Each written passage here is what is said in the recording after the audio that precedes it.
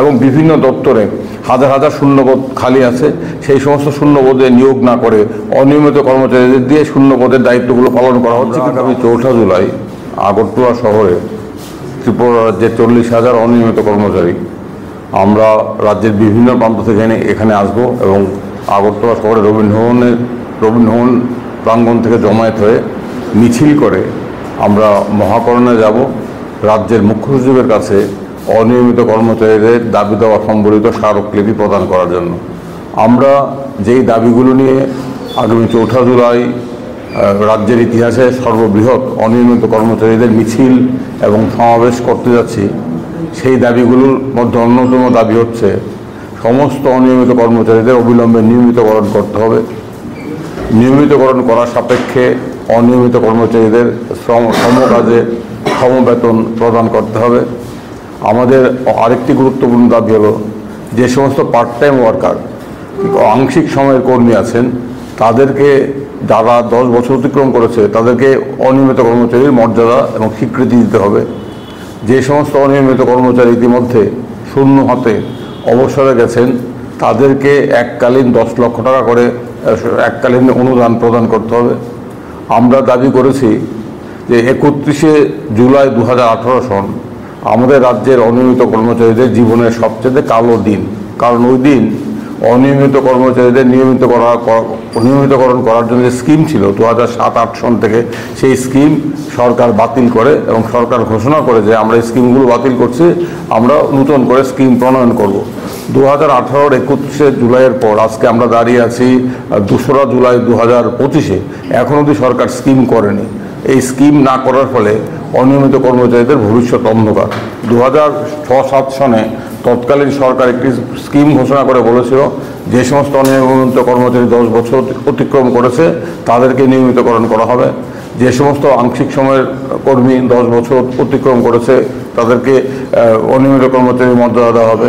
Permanent labourer এবং casual worker মিলে যারা 15 বছর হয়েছে তাদেরকে ফার্ম ওয়ার্কার পদে নিযুক্ত করা হবে। এই সমস্ত স্কিমগুলো ছিল, কিন্তু আমরা দেখলাম 2018-তে জুলাই মাসে সরকার, তৎকালীন সরকার এই স্কিমগুলো বাতিল করলো। এবং আমরা এটাও দেখেছিলাম 2017 নির্বাচনের পূর্বে ঘোষণা করা হয়েছিল নির্বাচনে যদি বিজেপি দল ক্ষমতায় আসে তাহলে সমস্ত স্তরের অনিয়মিত কর্মচারীদের অবিলম্বে নিয়মিতকরণ করা হবে। এই আশা, এই প্রতিশ্রুতি অনিয়মিত কর্মচারীদের অনেকেই বিশ্বাস করেছিল, কিন্তু গত 7-8 বছর হচ্ছে প্রতিশ্রুতি ভঙ্গের ইতিহাস এবং বিশ্বাসঘাতকতার ইতিহাস। গত 8 বছরে একজন অনিয়মিত কর্মচারীকেও নিয়মিত করা হয়নি এবং অনেক অনিয়মিত কর্মচারী শূন্য হাতে বাড়ি ফিরেছেন। তাদের এই দুর্দশার প্রতিবাদে অনিয়মিত কর্মচারীদের সমস্যা নিরসনের জন্যই আমরা গত বছর 2024-এ অক্টোবর মাসে আমরা ত্রিপুরা অনিয়মিত কর্মচারী গঠন করি। আমরা ডিসেম্বরে IMA হলে কনভেনশন সংগঠিত করেছিলাম, সেখানে আমাদের দাবি সনদ গৃহীত হয়েছে। পরবর্তী সময়ে আমরা জানুয়ারির প্রথম সপ্তাহে প্যারাডাইস চৌমুহনীতে আমাদের দাবি দেওয়ার সমর্থনে ব্যাপক ধর্ণা, বিরাট ধর্ণা এই 4 তারিখের কর্মসূচির পূর্বে রাজ্যের 8টি জেলার জেলা শাসকদের কাছে আমাদের দাবিগুলো নিয়ে আমরা দাবি সনদ পেশ করেছি এবং এই দাবি সনদ পেশ করার সময় আমরা সমস্ত অনিয়মিত কর্মচারীদের পক্ষ থেকে ব্যাপক উৎসাহ, সমর্থন এবং সহযোগিতা পেয়েছি। আমরা আশা করছি আমাদের 4 জুলাইয়ের মিছিল এবং মহাকরণ অভিযান সফল হবে। হাজার হাজার অনিয়মিত কর্মচারী অংশগ্রহণ করবেন। আমরা আশা করব, আমরা সরকারের কাছে আবেদন জানাবো 40,000 অনিয়মিত কর্মচারীর ভাগ্য নিয়ে ছিনিমিনি করা নয়। সুপ্রিম কোর্টের রায় আছে, বারবার সুপ্রিম কোর্ট বলেছে যে সমস্ত অনিয়মিত কর্মচারী 10 বছর অধিক সময় ধরে কাজ করছেন তাদেরকে নিয়মিতকরণ করতে হবে এবং তাদেরকে নিয়মিতকরণ করার উদ্দেশ্যে স্কিম চালু করতে হবে। এটা সুপ্রিম কোর্টের নির্দেশ, কিন্তু আমাদের রাজ্য সরকার সেই নির্দেশের পরোয়া করছে না। এবং বিভিন্ন দপ্তরে হাজার হাজার শূন্যপদ খালি আছে, সেই সমস্ত শূন্যপদে নিয়োগ না করে অনিয়মিত কর্মচারীদের দিয়ে শূন্যপদের দায়িত্বগুলো পালন করা হচ্ছে, কিন্তু আমরা সমকাজে সমবেতন থেকে বঞ্চিত। আমরা সামান্য মজুরি নিয়ে কাজ করছি অনিয়মিত কর্মচারীরা, এবং অনেক অনিয়মিত কর্মচারী অবসরে গেছেন শূন্য হাতে, তাদের কোনো পেনশন নেই, কোনো সামাজিক সুরক্ষা নেই, এক ভয়াবহ অবস্থা। পাম্প অপারেটরদের ক্ষেত্রে আমরা দেখছি গত কয়েক মাস ধরে কয়েক হাজার পাম্প অপারেটরের মজুরি বকেয়া পড়ে গেছে এবং তাদের এতদিন অবধি যে পদ্ধতিতে কাজ করা হতো সেই পদ্ধতি পরিবর্তন করার চেষ্টা হচ্ছে। এর ফলে পাম্প অপারেটর অসুবিধায় পড়বেন। আমরা দাবি করছি পাম্প অপারেটরদের বকেয়া মজুরি অবিলম্বে প্রদান করতে হবে এবং পাম্প অপারেটরদের কাজের শর্ত পরিবর্তন করা যাবে না। এই দাবিগুলো নিয়ে আমরা 4 জুলাই এই মিছিল এবং আমরা স্মারকলিপি প্রদান করবো। ইতিমধ্যে মাননীয় চিফ সেক্রেটারির অফিস থেকে আমাদের জানানো হয়েছে স্মারকলিপি গ্রহণ করা হবে। আমরা আশা করব 4 জুলাই সমাবেশের পর রাজ্য সরকার এই বিষয়ে টনক নড়বে।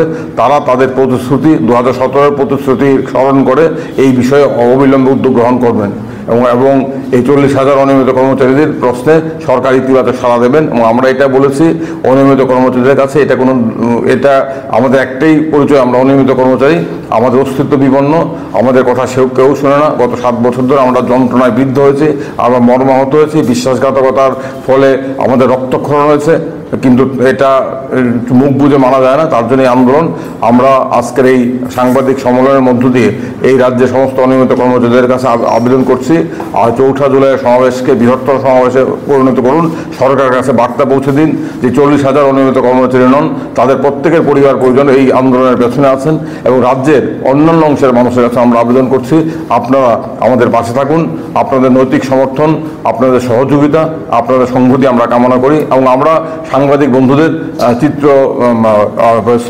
ফটো জার্নালিস্টদের, সমস্ত স্তরের সাংবাদিক বন্ধুদের কাছে আবেদন করছি, অনিয়মিত কর্মচারীরা সবচেয়ে বঞ্চিত, অবহেলিত, সবচেয়ে বেশি উদাসীনতার শিকার, তাদের হয়ে আপনারা কলম ধরুন, আপনাদের ক্যামেরা তাদের হয়ে কাজ করুক, এই আশা আমরা রাখছি। এবং আমরা আশা করব 4 জুলাই সমাবেশ একটা বিরাট সাফল্য অর্জন করতে পারবে। এই কথাগুলো বলার জন্যই আজকের এই সাংবাদিক